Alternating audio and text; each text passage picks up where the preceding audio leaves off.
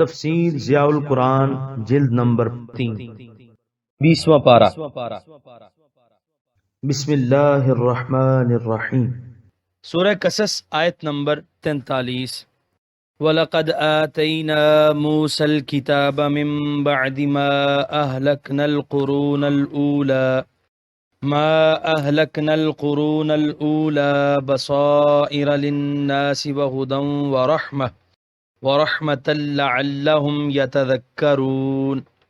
ترجمہ۔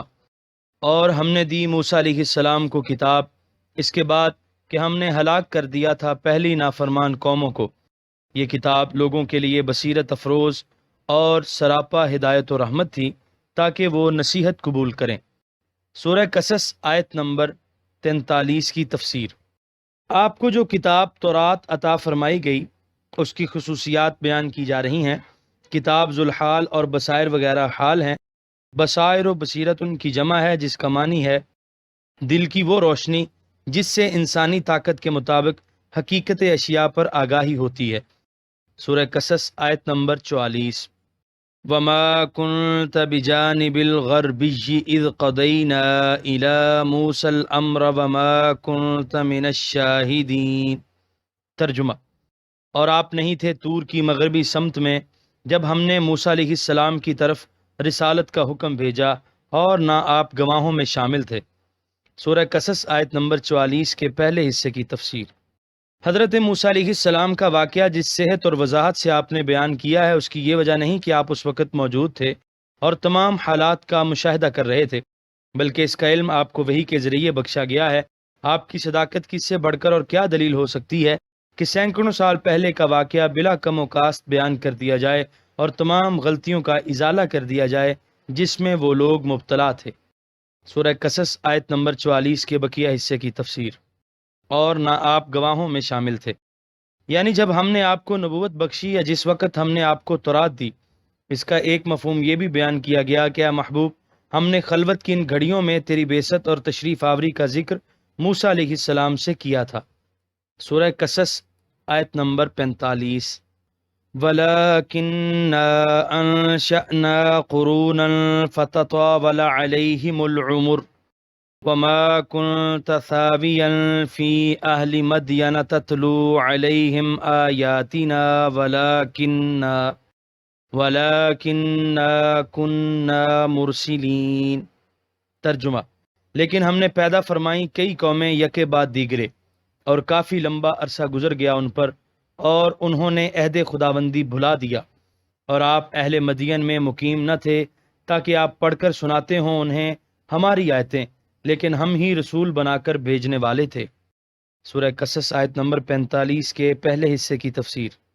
لیکن موسیٰ علیہ السلام کی رحلت کے بعد کئی نسلیں گزر گئیں۔ بعد میں لوگوں نے ان باتوں کو فراموش کر دیا، تورات میں تحریف کر دی اور دین موسوی کو بگاڑ کر رکھ دیا۔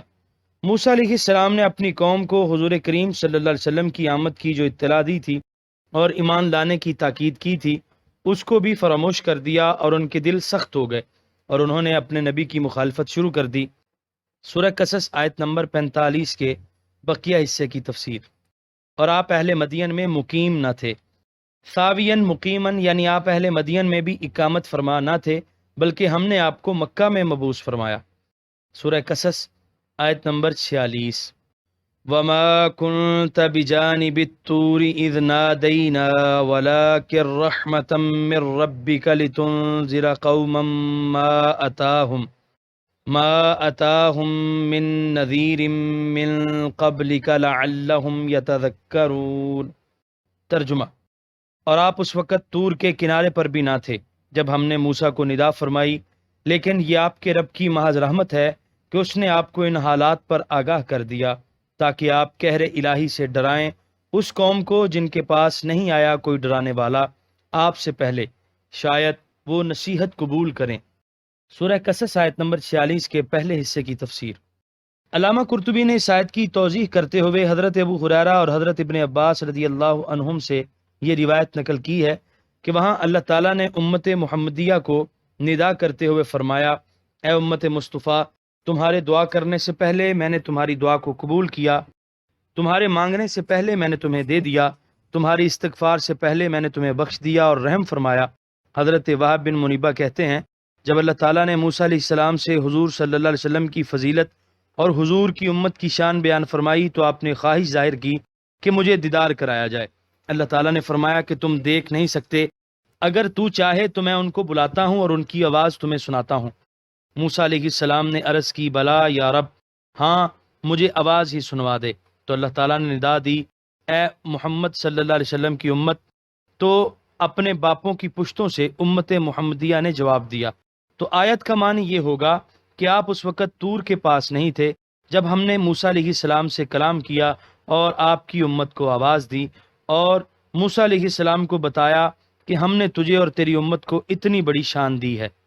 سورہ قصص آیت نمبر 46 کے بقیہ حصے کی تفسیر۔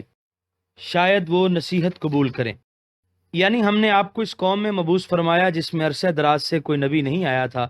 ہدایت کی روشنی مدت سے ناپید تھی، ہر طرف جہالت اور کفر کی تاریکی پھیلی ہوئی تھی، تاکہ آپ انہیں عذاب الہی سے بروقت ڈرائیں، شاید وہ اس پیغام حق کو سن کر راہ ہدایت پر گامزن ہو جائیں۔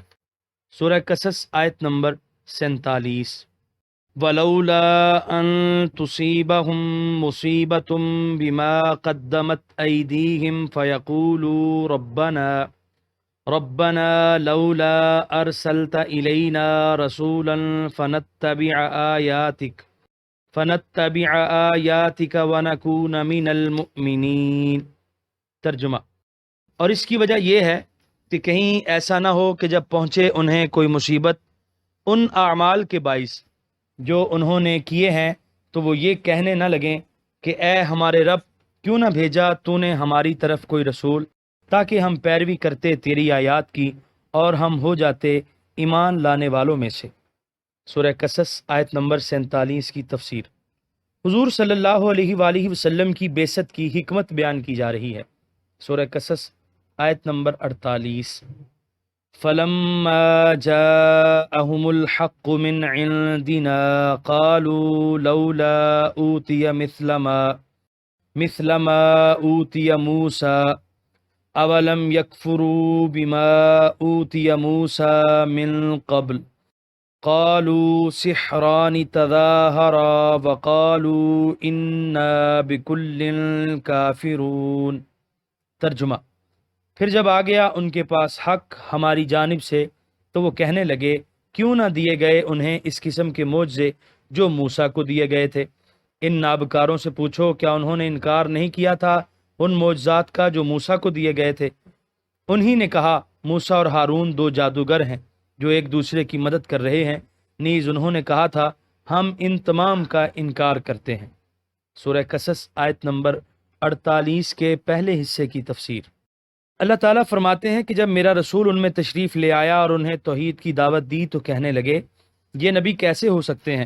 نبی تو تھے موسیٰ جن کو طرح طرح کے عظیم معجزے دیے گئے تھے اور لکھی لکھائی کتاب عنایت کی گئی تھی۔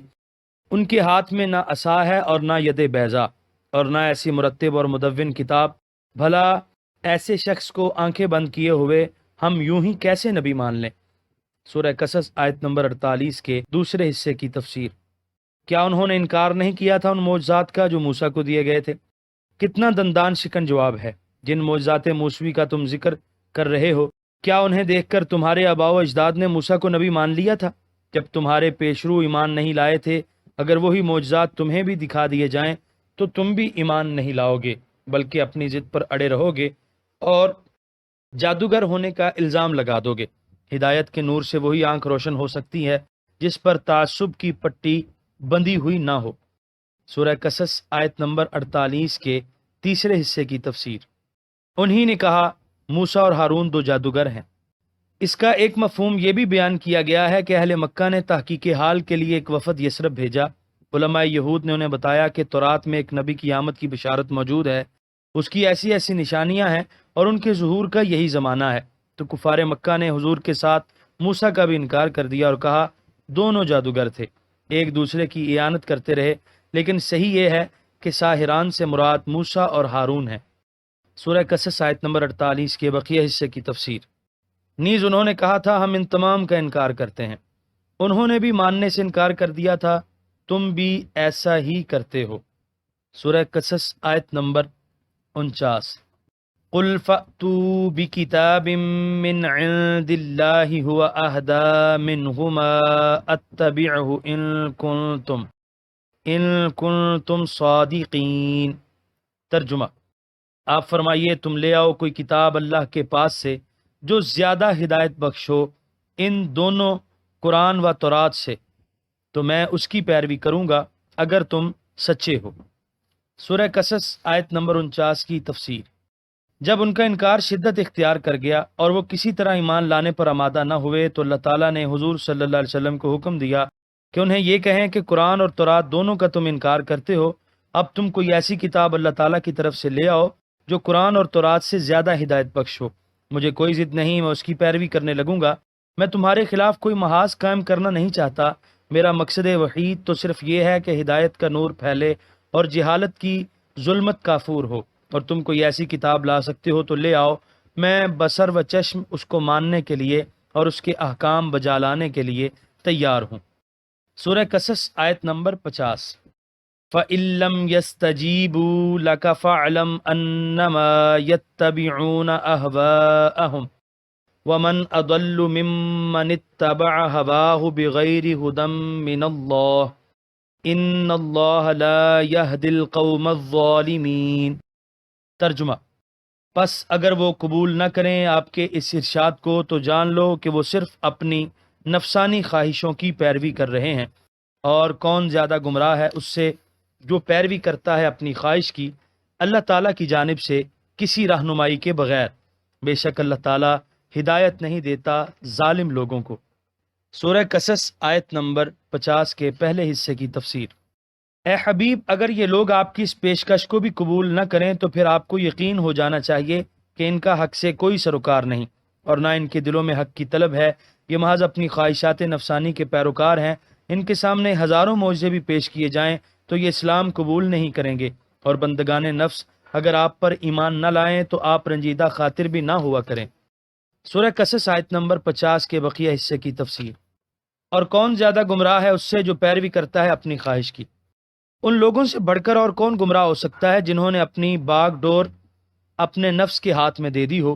حضرت عبداللہ بن عمر رضی اللہ عنہما سے مروی ہے کہ حضور صلی اللہ علیہ وسلم نے فرمایا، تم میں سے کوئی کامل مومن نہیں ہو سکتا جب تک اس کی خواہش میرے حکم کے تابع نہ ہو جائے۔ یہاں پر 20ویں پارے کا 8واں رکوع مکمل ہوا۔ آپ دیکھ رہے ہیں PATF Islamic info YouTube channel. مزید اسلامک ویڈیوز کے لیے ہمارا چینل سبسکرائب کریں۔